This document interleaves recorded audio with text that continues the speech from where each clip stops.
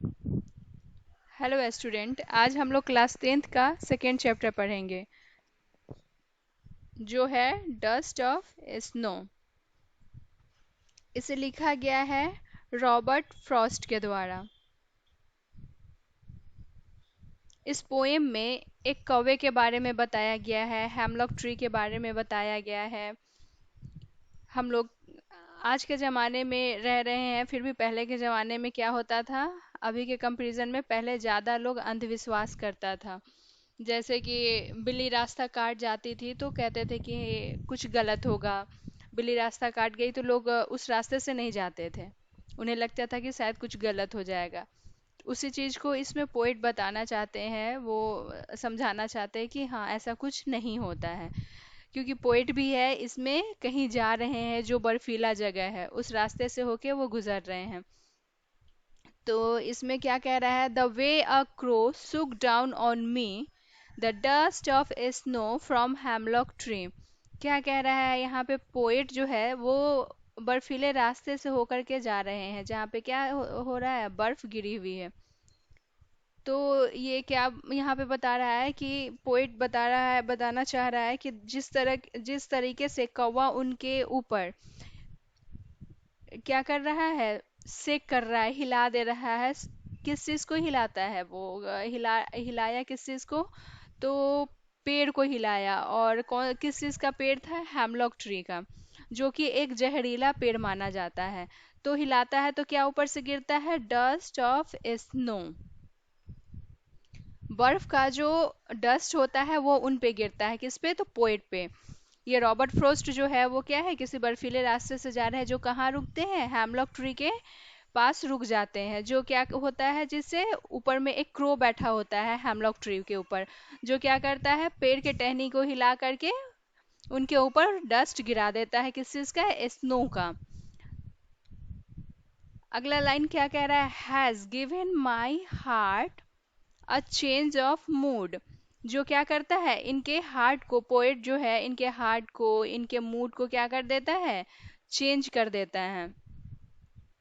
And saved some part of day I had rued. Poet क्या कह रहे हैं? और जिससे क्या होता है, इनके दिन का कुछ पार्ट जो होता है वो क्या होता है, बर्बाद होने से, खराब होने से क्या होता है, बच जाता है। जो पहले से इनका मूड जो खराब रहता है वो क्या होता है, अच्छा हो जाता है।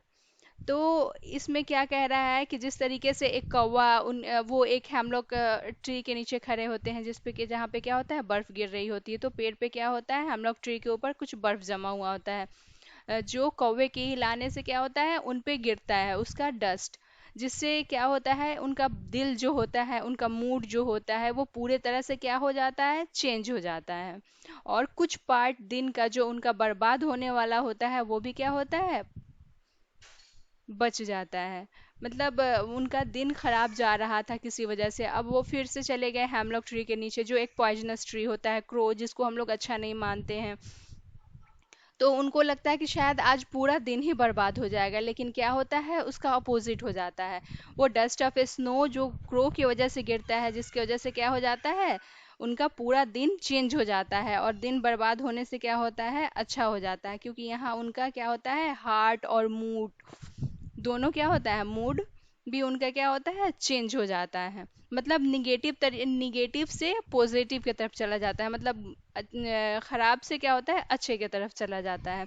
तो ये जो कहते हैं ना कि हाँ, इस चीज़ से बुरा होता है, अभी भी लोग कहते हैं कि हाँ, अगर कौवा सर के ऊपर से चला गया बोलता हुआ, तो शायद कुछ हादसा हो जाए या फिर कुछ ऐसा बुरा ना हो जाए।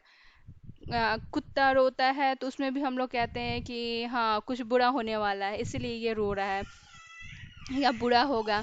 तो ये सब जो निगेटिव चीज़ें जो है, ये क्या करती है, हमारे जीवन पे बहुत ज़्यादा इफेक्ट डालती है। तो हमें इन सब चीज़ों को लेकर के नहीं चलना चाहिए। ये सब क्या है, अंधविश्वास है और कुछ नहीं है इसके अलावा। पोइट भी इस चीज़ को बता रहा है इस पोएम के जरिए। तो इस चीज़ को अब यहीं पे ख़त्म करते हैं। इसमें कुछ ज़्यादा है नहीं बताने के लिए, और रह गया इसमें, हाँ, अगर आप लोग चाहेंगे तो इसका अगर जो वर्ड मीनिंग करना हो, क्वेश्चन आंसर हो, और क्या कहते हैं, पोएटिक डिवाइस वगैरह का कुछ पढ़ना हो, तो फिर वो हम अगला वीडियो बनाएंगे, उसमें वो सब डालेंगे। तो आप उसमें देख लीजिएगा, और अब क्वेश्चन आंसर करना चाहे तो आप लोग खुद से करके कमेंट में डाल दीजिएगा। अगर ना हो पाए क्वेश्चन आंसर तो फिर हम क्वेश्चन आंसर का अलग से वीडियो करके डालेंगे। Thank you student.